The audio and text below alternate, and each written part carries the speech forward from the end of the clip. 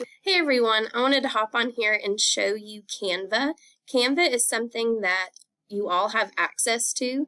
It is just a creative platform where you can create classroom posters, Google slide decks, worksheets.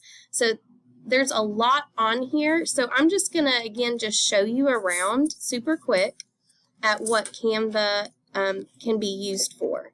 So let's say that you are just looking for another or additional practice for multiplication worksheet. You could even just type in multiplication worksheet, and a lot of options will come up. Now you can click the worksheet that you want and then customize the template.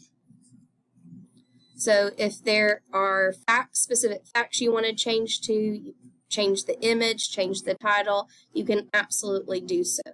Now, Canva is not just for worksheets, it's also for just a way that you can create posters or create a design for anything in your classroom. So, for instance, I just put in classroom posters, and here's several options that pop up, like your classroom rules, your classroom chores. So these are ready-made for you, or again, you can click and customize the template for your needs. So once you do that, if you are happy with the poster, again, you can click to edit. You can remove images or add images. What you do is you can either hit print posters. You can order with Canva, but you don't have to do that. You can hit the share button, download,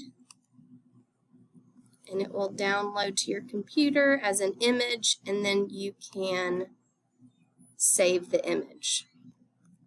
Canva is just a place where you can look for resources, or you can design your own materials for your classroom.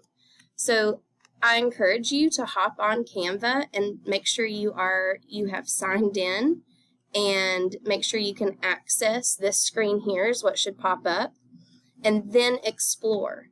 That's how we're going to know how to help support you more with Canva. So again, if you have any questions or want to learn anything more about Canva, just let us know.